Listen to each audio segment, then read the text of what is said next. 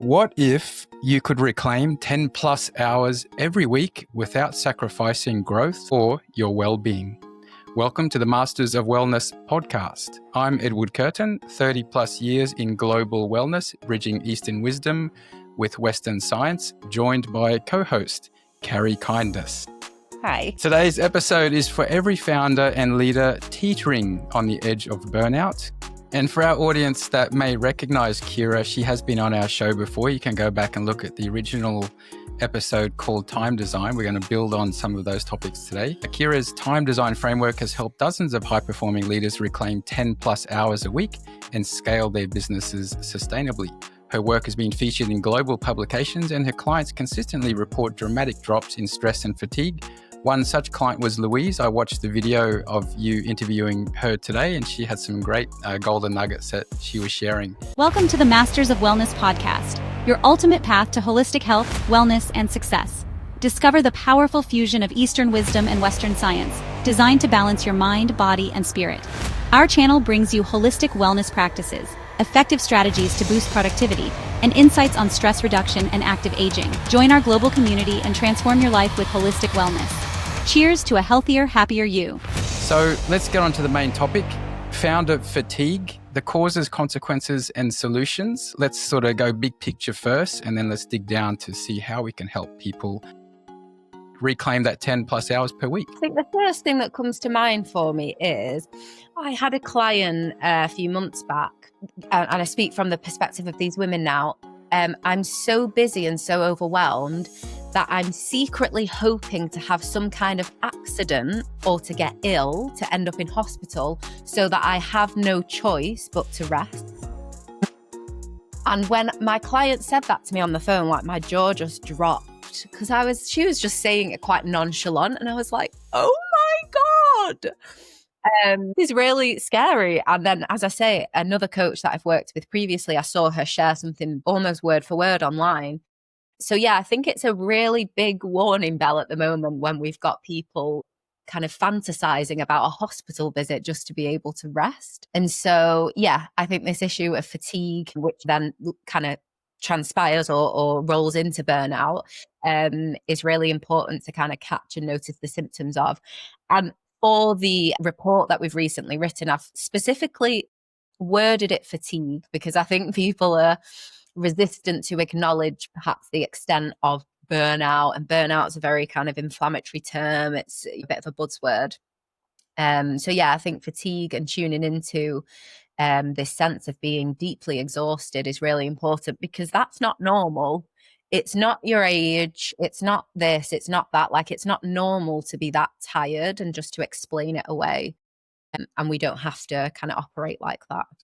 Unfortunately, many people all across the world wait until it's too late to deal with problems. I used to have a car that was making noise in the front wheel, and I thought, it'll be okay, just leave it. And left it a few more weeks, and then finally the CV joint, which is a joint inside the wheel, was completely destroyed. It cost a lot of money to get it repaired. And the mechanic said to me, if you'd come to me when you first heard that noise, all we had to do was replace the rubber cover of it. It would have cost you like $30 instead of $300. So some of those early warning signs for your car, for your business, for the human body. What are some of those flags that you would recommend people paying attention to? Feeling numb to celebrations and wins and being constantly on the forward trajectory of what hasn't been done or the gap between where you are and where you want to be. I think when you can no longer acknowledge or celebrate the wins, no matter how small, the milestones of success, that can be a telltale sign. And that might not only be in the business, it might be within your personal life as well. I'd say scatteredness and a scattered state of mind, often through a lot of context switching, constant email check-ins, Slack messages, WhatsApp groups, pinging your attention back and forth. And then, of course, the basics such as sleep. That scatteredness will then infiltrate and impact on sleep. So if you're finding that you're needing to reach for sleeping aids a lot, and you can't really access that deep state of rest, digest, and kind of authentic relaxation, they would be some signs that I've kind of come across. Maybe also being like reactive For me, it tends to be collapsing in tears and being in that kind of nervous system cycle. For some people, it might come out more as anger or snappiness with family, friends, colleagues. So yeah, just noticing your kind of cycles of emotional reactivity as well, I would say would be a telltale sign. Carrie, I remember you sharing a little bit of a similar background where you identified some things happening in your life at a certain point where you said, hey, something's not right here. I need to change. Yeah. And what's interesting, she just described what we call in America adrenal fatigue. Mm-hmm. Or adrenal burnout.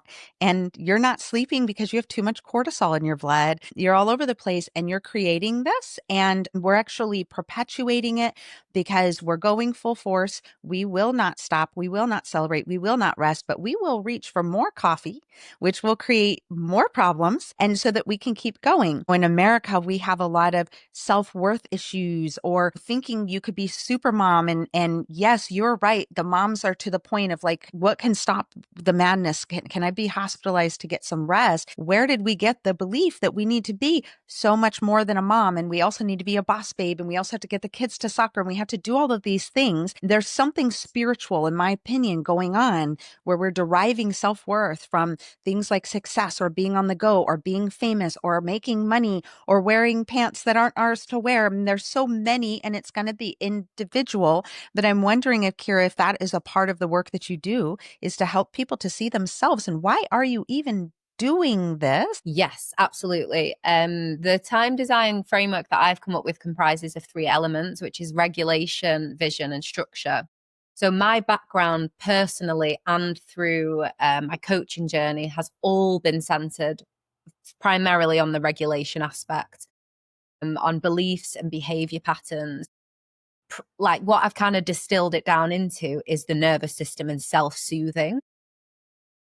So that is the kind of core aspect. And then the vision and the structure part come after. And that's why I've purposely called it something different, because it's not traditional time management. It has some aspects of that, but my background is in wellness, coaching, yoga teaching, personally dealing with heaps of trauma and emotional reactivity. Here in America, we've seen a big movement back to, a lot of the ancient roots of moving your body and ecstatic dancing. I'm a huge believer that stomping your feet and chanting around a fire will cure all manner of things in depression and confusion and bring us back into wholeness.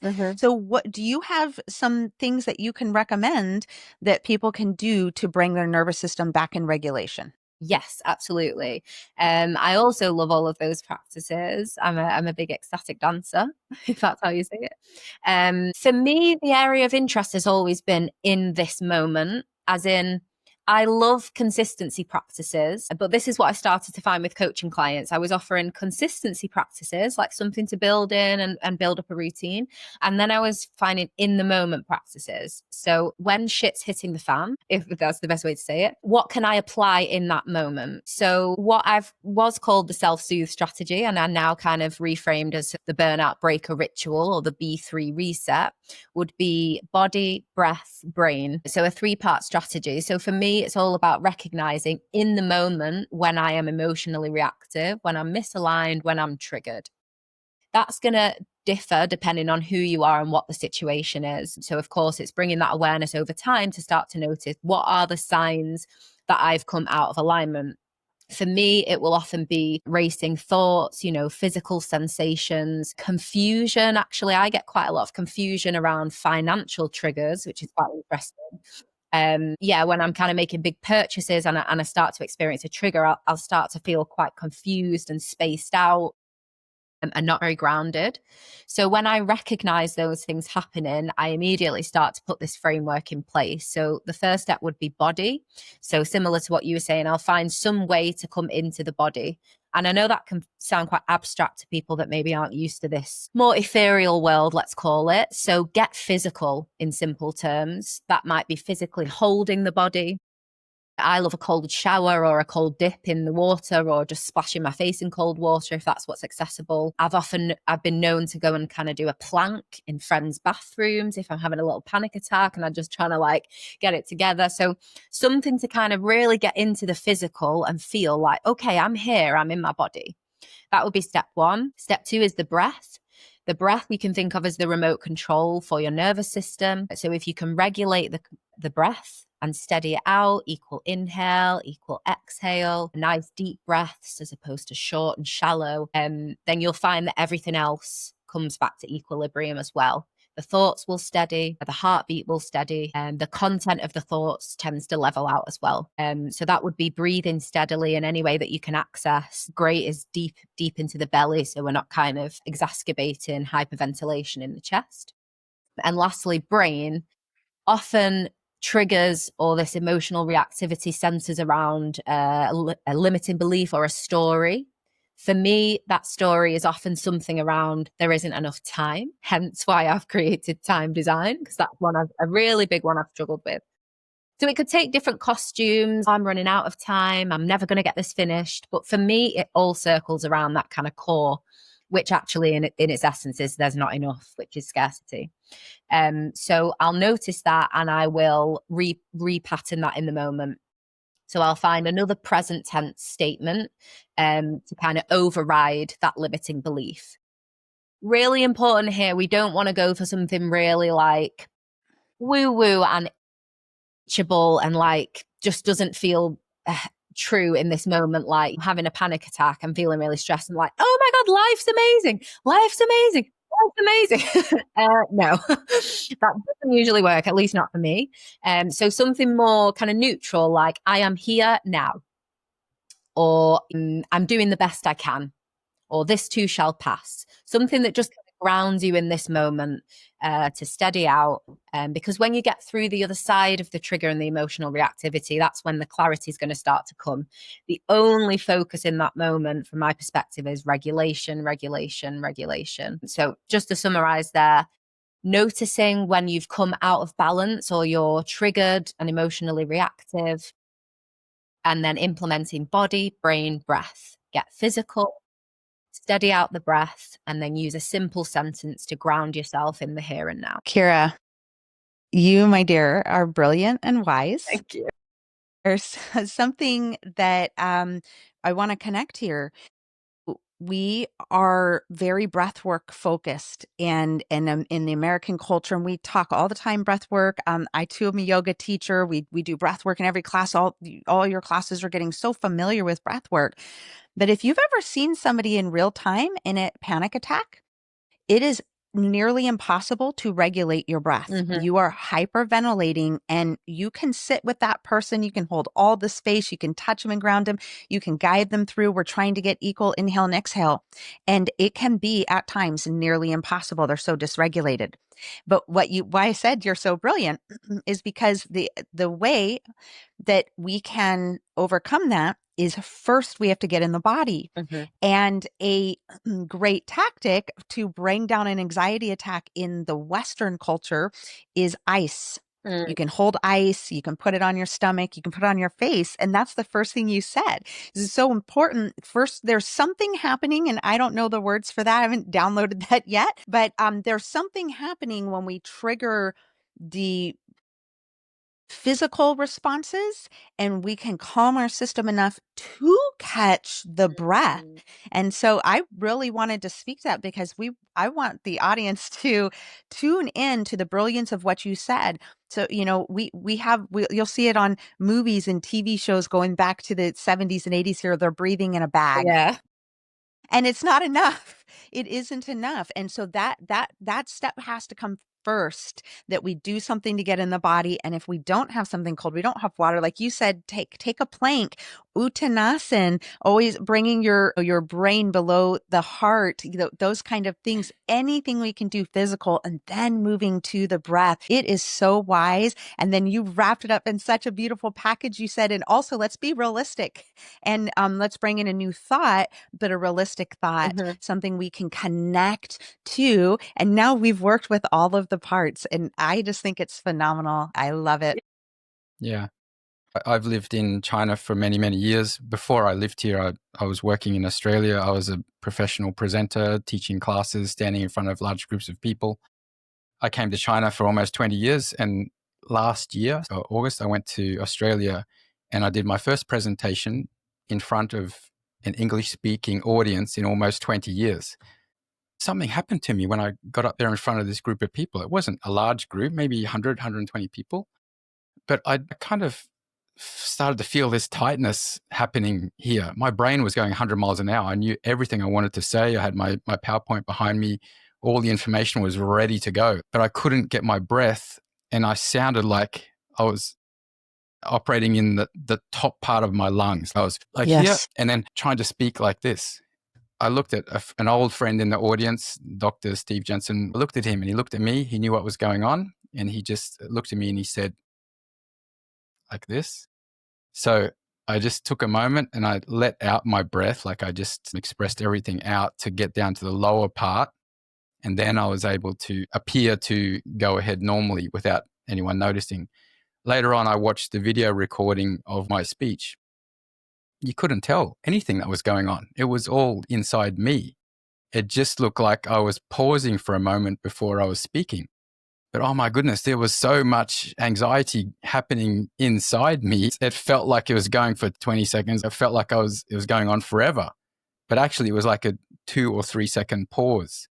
When people find themselves in that high pressure moment, they have no alternative but to work through it. Mm-hmm. What's happening and how do they get through that? Yes, that ever expanding moment. I had something similar. I did my first keynote speech over the summer, and like you said, no matter how much you rehearse the presentation, when to click, and there is just sometimes that moment. And my background's in theatre performance, so I've had that moment quite a lot, and it just seems to go on forever.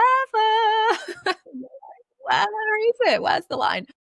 So I think what you explained is actually perfect there, Ed, of like, it's just giving yourself the space to do what you need to come back into this moment. And as you've perfectly articulated, so often it's not even visible from the outside. But I think, and I would say this on yoga teacher training to my trainees a lot, that, and it's the same on stage. Often you think, oh, I need to be doing something exciting all the time to keep people engaged. And often it's that pause and the moment of quiet in between what you're delivering that actually allows things to land. So I think first and foremost, it's just allowing yourself some space and know, okay, this is happening right now. Let me just take the space that I need to bring myself back to baseline, regardless of how it might seem from the outside. But paradoxically, from the outside, it never really seems like anything because it's an internal, like, ever expanding moment.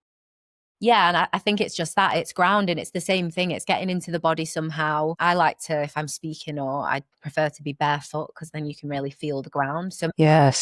pressing the feet down, barefoot or not. So you just get a sense of like the body and the ground. And like you said, bringing the breath a little bit lower down. Yeah. And I think the last thing I would say there is just knowing that the only place that change can happen is in this moment. We can read all of the books and reflect and do all of the work, but ultimately the only time you can ever make a change is in this moment where I've always gone left, I choose to go right. So although it's really uncomfortable when we have those moments, it's like everyone's looking at me and I don't know my line. There's something so powerful in that because you've got the opportunity to form a new neural pathway and a new way of behaving. Wow. Yeah, which maybe you'll reflect on after, not in the moment. You're like, yay, new neural pathway. You're just like, shit. And Carrie, you're always leading groups. You're often the point of attention in large groups when you're working with people. Have you ever found yourself in that moment? Oh, the whole beginning of becoming who I am. I've had times, it started long ago. Everybody thinks that if you speak and you have a voice that you want to be up there. And they look to you and they say, hey, give her a microphone. The first time somebody ever gave me a microphone and asked me to present in front of a group of women, 350 women, and they asked me to MC. I just like you had done everything to prepare.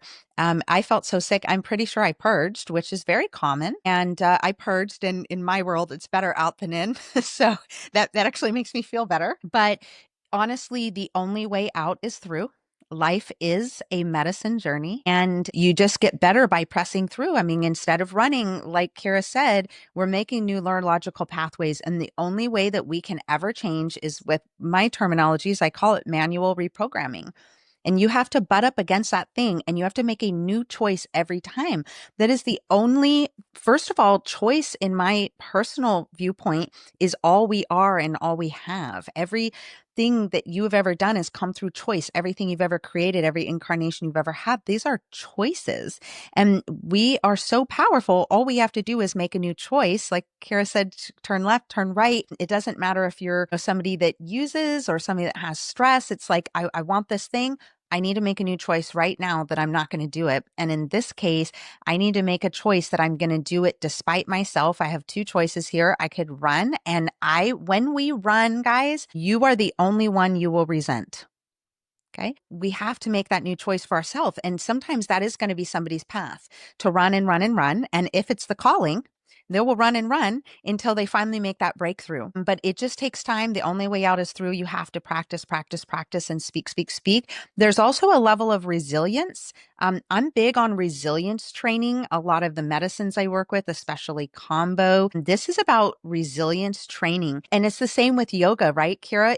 Do this on the mat. If you can hold 5 breaths in the Warrior 2, and you can calm and soothe your mind, that the practice on the mat that's not yoga. That's a practice. We're going into the world. Yoga, I want to embody yoga. And so I have to be able to have things that help me to regulate and strengthen me and give me resilience so that when I go into the world, because public speaking, what is our fear really there? Are we afraid to speak? Are we afraid of judgment? So there's some work I have to do on myself. Why am I so concerned with the judgments? And the final thing I'll say on it is I had to make a big adjustment in myself over the years to understand that I get to take up space. I am worthy of space. It is okay if I am having an anxiety attack and I need an extra breath. Y'all can hold space for me. I would hold space for you. And I just need a minute to catch my breath. I don't have to apologize. I don't have to be sorry. I get to take up space. And if somebody in the audience was up here, you would probably be going through the same thing. And so I have to remember that even if I am being judged, this is just the foolishness of man. We forget, because when we're in judgment of others, it's usually the cure. Talking to that human being and finding out that they're a human and y'all have so much in common and you've been there and you've experienced that. So to me, there's an element of taking up space, of coming to it again and again, of making new choices, of adjusting how I see that situation. And I'm with you. I'd be barefoot. I almost never put on shoes unless I absolutely have to. It's the law in America to go into a store. But, even being willing to look foolish. Okay, I'm going to stamp my feet for a minute and I'm going to say it in the microphone. Shoo, y'all, I'm feeling a little nervous. I'm going to stomp my feet and you guys are going to see me regulate my system. And so all of that, like, I'm having a very real human experience in front of people. And we have to learn to just be unashamed of who we are as well. Wow, that is awesome. And Ciara, in the time design framework, you spoke about the 3 pillars: regulation, vision, and structure. For people that are listening to this podcast, not watching, what's the visual for that? Is that like a Venn diagram, 3 circles that are intersecting with something in the middle? Can you maybe give us an explanation of the visual and then speak a little bit more on the vision and the structure side? Yeah, exactly. So it is 3 intersecting circles. Absolutely. I mean, I haven't been super creative with it as of yet. It was just the initial vision for it. So it's 3 circles in our 3 brand colors. And then I've got kind of vision, structure, and regulation, the words written corresponding to each circle. So we've spoken a lot about regulation. The vision part of this framework has been largely inspired, as all of it, by my own journey, and more specifically by the work of Dr. Benjamin Hardy. So I did his Rapid Transformation Challenge at the end of last year, 2024, and I saw him speak in Tampa last year. I really like his explanation and his concepts around reverse engineering and around the future self. I've been trying to get my head around reverse engineering. If anyone's not familiar with it, kind of setting the end point of what it is you want to work towards and kind of working backwards in a timeline of what needs to be achieved half a year from now. If 1 year I want to do X, and what about 2 months from now, and et cetera, et cetera. I've really struggled to get my head around that. I've worked with multiple mentors on it. Yeah. A couple of things came together last year where I had a breakthrough and finally got my head around it. So ultimately that vision part of what we offer is all about getting in touch with the you that's going to be sat at the end of your life on your deathbed. And because we don't do small talk, I don't do small talk. Like, let's just go right in. What is it you want to look back on your life and see that you've done? Like, how did you want to spend your time? Who did you want to spend your time with? And what did you want to spend your time on? They're the main aspects of the vision part of what we offer, so that we can cut out all of the excuses and all of the time wasting that we're all doing, false requirements of, well, I can't really fully commit to the thing I really want to do until I've done X or until I'm qualified in Y. And so that vision is all about getting clear on what it is you want to focus on, what's your main mission in this life. And let's cut out all of the excuses in between and start focusing on that. We also have the aspects within that vision part, which I call the whole life map, which I like to focus on the 4 areas of health, wealth, purpose, and relationships. So for a business founder, not only thinking about what the vision is or the mission is from a business perspective, but how all of the areas of your life intersect and integrate and complement one another. So that would be the vision part. And once we've mapped out what that vision looks like, of course, then we come to structure. And this is the practical step that I think a lot of the manifestation woo-woo spaces that I have been in within the yoga world miss out, which is like, how do I practically take action on this beautiful vision board that I've crafted? And like, how does that translate onto my schedule so that I'm actually doing the things to curate the vision? So yeah, that very much works with reverse engineering. So if we map out a 3-year vision, where do I need to be in 2 years, 1 year, 9 months, 6 months, and so on and so on. So we kind of distill that down from 3 years to today through seasons, months, weeks, and days. Are there any particular success stories that come to mind when you look at who's someone that has come from 0 to now thriving in their life? Yeah, Louise and I have been working together for about 18 months now, or coming up to 2 years. And yeah, I love Louise. We actually went to university together, and she got in touch like 18 months ago. So she runs her own business, but the main things that she was massively struggling with were anxiety, procrastination cycles, and then something which I also speak to in my work, more specifically with my previous program, Be the Change, but it comes into everything I do, which is the menstrual cycle and the female cycle. Praise the Lord. So glad you're bringing that up. Absolutely. Let's talk about periods.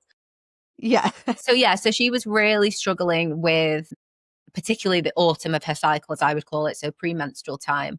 And that was kind of throwing her off. And that would exacerbate symptoms of anxiety. How this tied into business was that once she would kind of have a negative experience or something in her life, the anxiety spiral would spark off, and it could put her out of action on the things that she wanted to move forward for a few days, couple of weeks.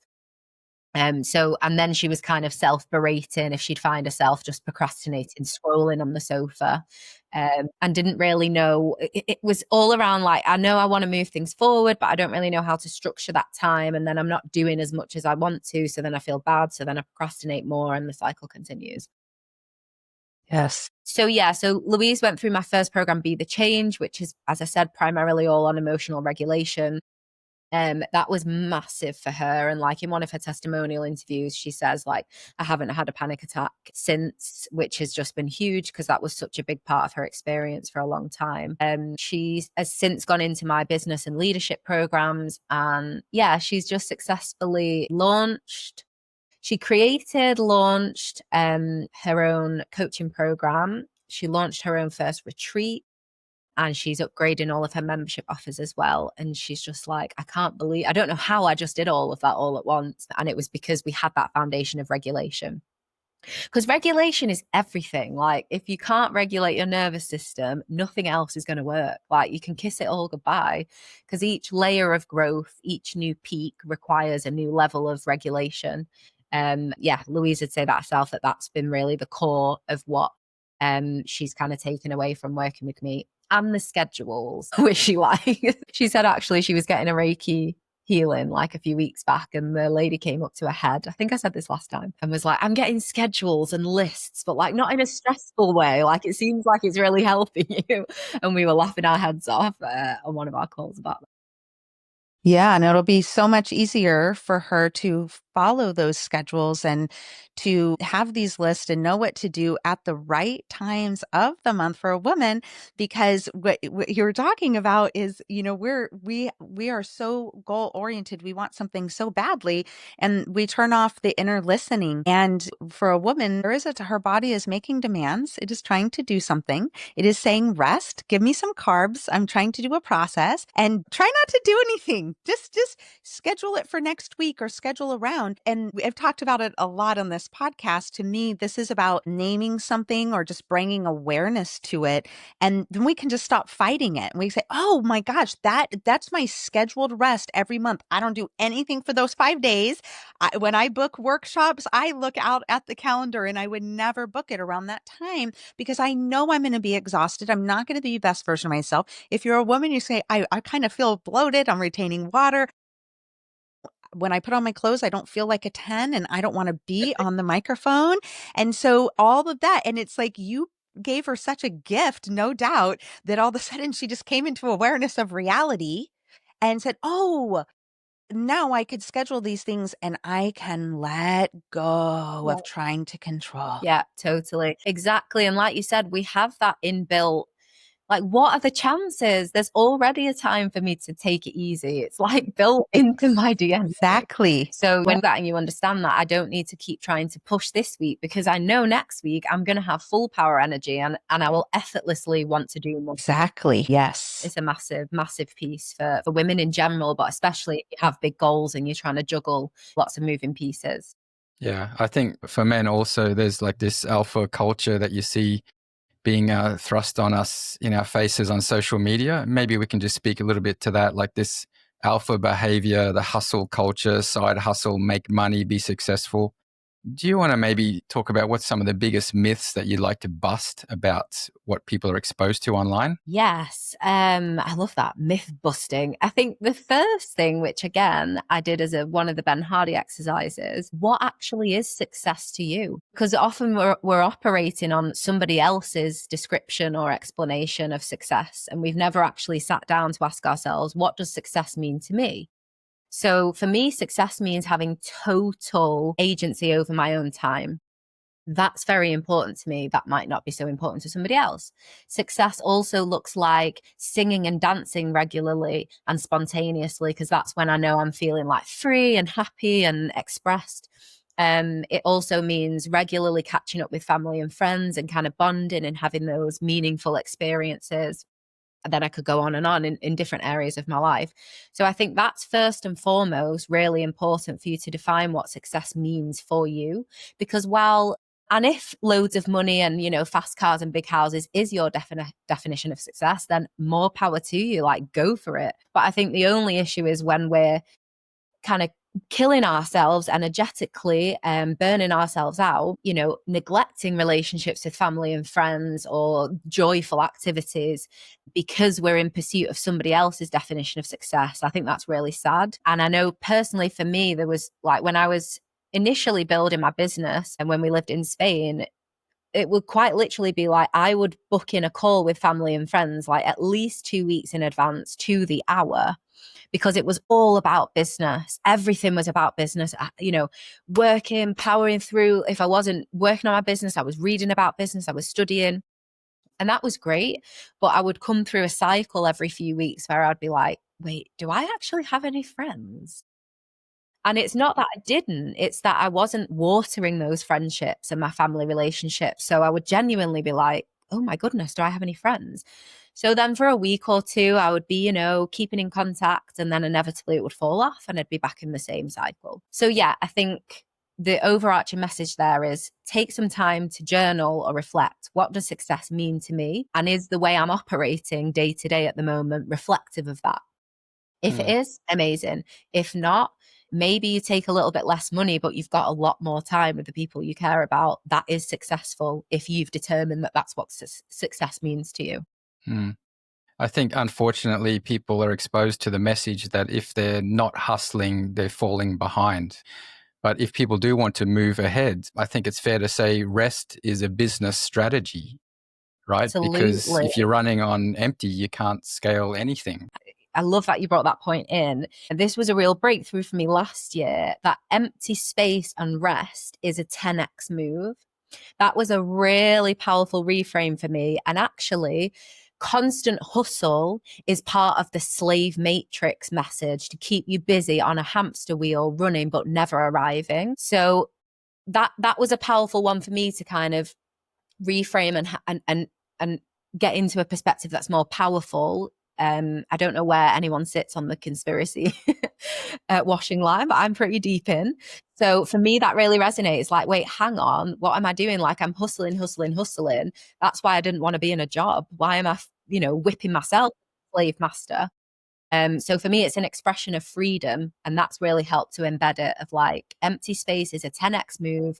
Having rest and empty space allows big visionary thinking, which allows you to come up with ideas with a much bigger financial return rather than quick cash wins, constant posting every day. I need to be constant blah, blah, blah, like this. Whereas actually when you step back, the vision gets bigger. So it takes a little bit longer, but paradoxically, it's much bigger and will get you much closer to those bigger financial typical versions of success.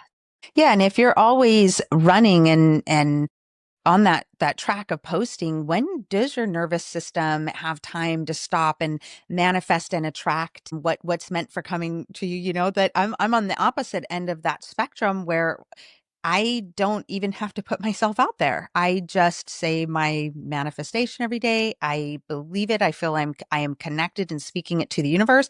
And then my phone rings and people just send me money and clients that I don't even know who these people are. And they just come. And that my whole life is rest. There is no hustle. Mm-hmm. And so that's even a perspective shift as well for people. We think you think that's the only way. That's not the only way. You do need to live in the world. You do need to network and have connections. But if you believe you have to go work hard and hustle endlessly, then you're right. And if you believe that you can put yourself out there at a minimum and attract the right people, you're also right. And they're vibrations that we need to be in. But what I was going to mention earlier about Ed's question about the success, and you said people need to know what they believe about success. And girl, I'm deep with you in that rabbit hole. I've been for literally decades, actually waiting for everybody to wake up and join me in seeing what's going on. And I think it was Thomas Jefferson who said it in this way: if you don't stand for something, you will fall for anything. And whoever this is, they have very successfully disconnected us from our own inner voice and from critical thinking. And we don't know what we believe. People have no idea what they believe. So anything you present to them, they're going to fall for it. They're going to say, I want that, I want that, I want that. They're empty of their own thoughts and beliefs. And so it's not just asking yourself, what do I want for success? We need to completely reconnect to what do I think? What do I believe? What do I want in every aspect of my life? And then go live from the abundance of what I know to be true and not the outside world. And that's a huge, huge process because we are so connected to these devices in our hands. Every moment we're bored, guys, you literally cannot use the toilet without putting information. When do we listen inside for what I think or what I feel or what I want? So we have to understand it is not just limited to success. We have to wake up and realize we are disconnected and divorced from our own self. And all of that is part of the process of coming back into wholeness. And it will naturally readjust what you think success is. In my house, success is my husband being home as often as possible, working 30 hours or less and maintaining our lifestyle and spending all the time he can with family. And there are judgments from the outside world, from people they cannot believe our lifestyle. And it's like, there's nothing more important than all of our family members in this house under one roof together. But I know what I believe. And so nothing anybody can say can lead me astray because I know.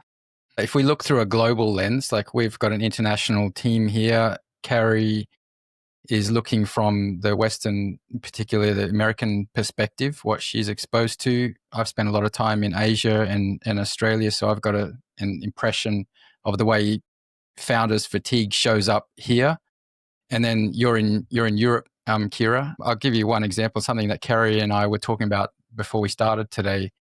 When I'm in Guangzhou City, it's a super city, 25 plus million people here, fast moving, high technology, highly productive. When you walk outside, it's just crazy time. But 90 minutes away from here is where my fiance's family lives, in a village. And it's like going back in time. And every time we go there, there's just this decompression that happens. Her mama raises her own chickens, grows her own vegetables, home cooked meals, plays cards with the local ladies that come over every day and enjoy that time. Like, it's everything slows down, right? I think we might have talked about this last time, that time changes. It can be super, super fast and very, very frantic. And then suddenly it can just go into slow motion. And that's something I've been exposed to here, that the Eastern culture really, really values, especially the little bit older generation. They value that freedom and the slow pace lifestyle. It's the younger generation that are the fast moving and trying to, make a buck in their 20s and 30s. Speaking from a global perspective, what cultural differences have you seen or observed in your work with different people from all over the world?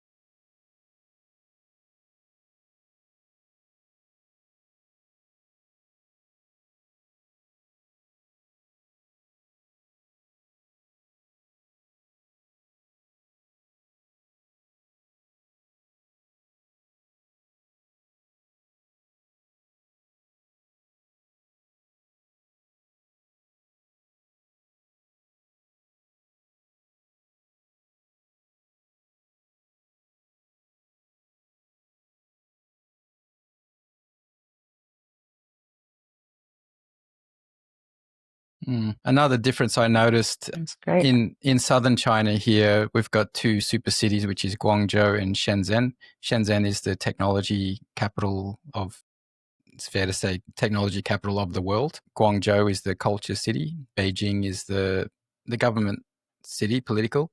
And Shanghai is like the international finance city.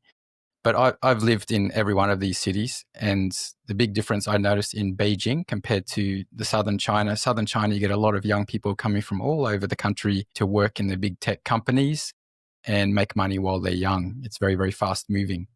Beijing is like old money, right? That's the old families, people that come from Beijing never leave Beijing. It's like generational, the city. So the mindset there is much slower. And one big difference I noticed is the Uber drivers, or the Didi or the taxi drivers in Shenzhen between 4 p.m. and 7 p.m. in the afternoon is the craziest, busiest time on the road. And all those drivers are making as much money as they can during that 3 or 4 hours. Like they're taking advantage of that time. In Beijing at 4 p.m., you cannot get a taxi. And the reason is they all park on the side of the road and go and sit in the noodle restaurants and chill out and eat their dinner for 2 or 3 hours because they don't want the stress of that crazy time on the roads. Wow. And then if you wait patiently around 6 or 6:30 p.m., you'll see them finishing their noodles and their beer and the smoking, and then they're ready to start driving again.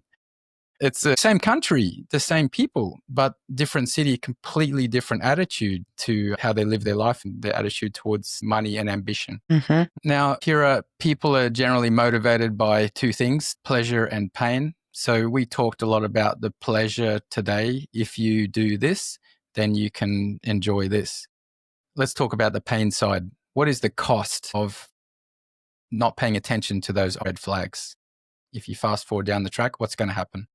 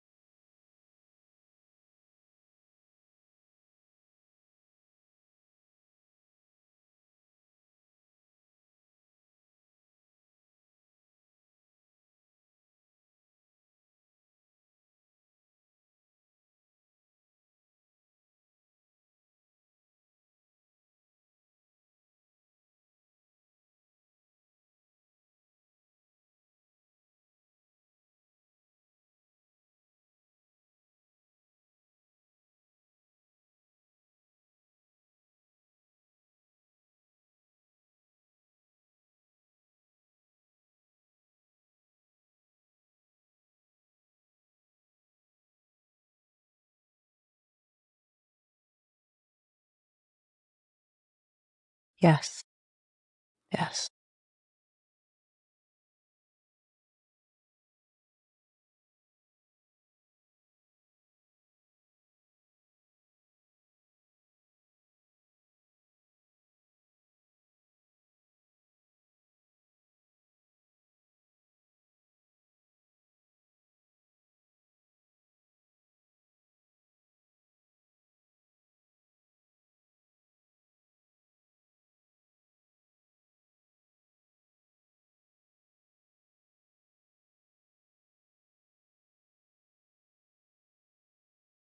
Hmm.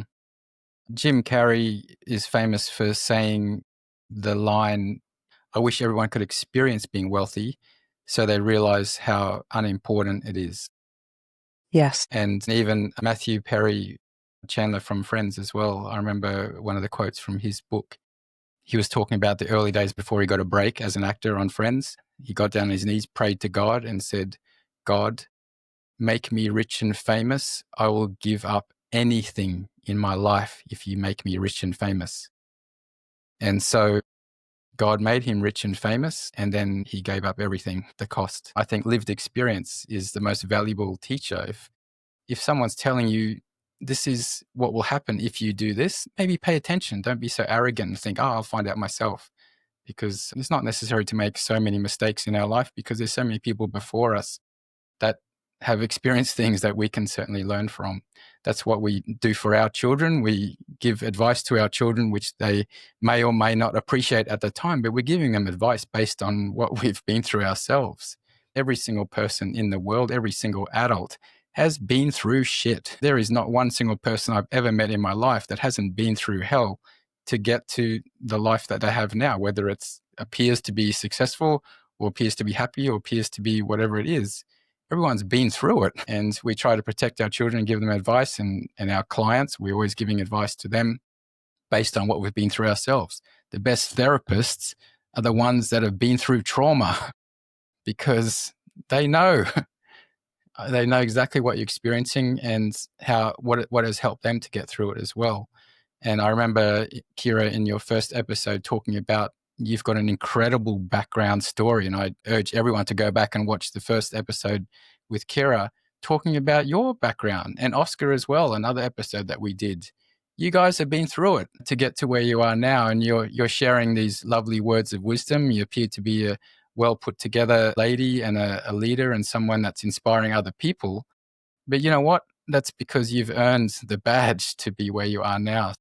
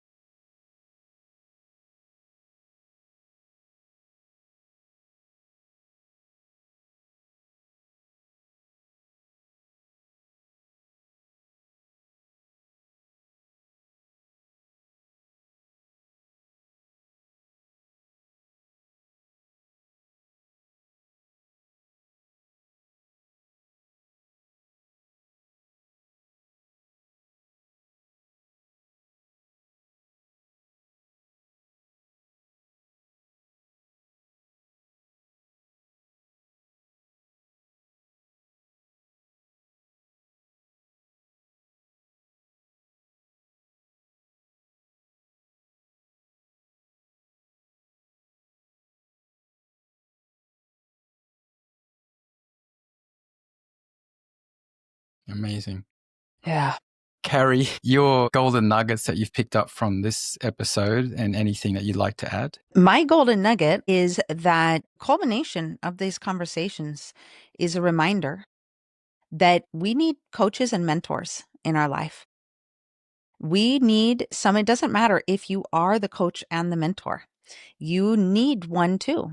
And sometimes we need somebody to speak to us, our own words, our own beliefs back to us and help us to remember what we said we believe. Life is confusing. We have information coming from every angle. We are so disconnected and we need help, all the help that we can get. And we need to remember that we need people to hold space for us and we need to hold space for other people and not just for ourselves, right? We want everybody to hold space for us and for what we're going through and our processes and our bad days. And then the moment somebody else is in that position, we're busy, we're not interested, we are impatient, we are in judgment, all of those things. So we will do very, very well to listen to other people, to be in community and relationship, particularly with people who know us and know what we said and know what we want. And that process is both sharpening us, but also softening us at the same time. So that's my nugget. Awesome. Thank you, Wow. Ciara. I really appreciate you. So, Ciara, your call to action, what's your invitation to our audience?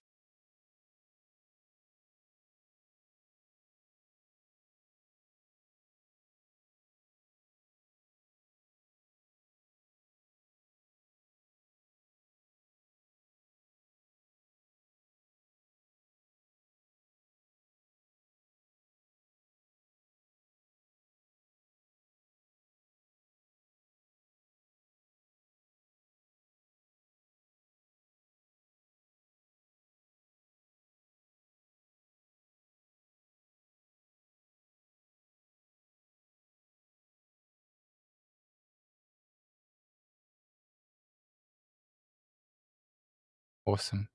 You're bringing massive value to the world, Ciara, yourself and Oscar, both of you. Okay, to our audience, is Oscar there? Is he beside you? Hey, come in, buddy. Oscar, show us your face, buddy. Say hello. Hello, mate. Hey. Hi, Oscar. Nice to meet you.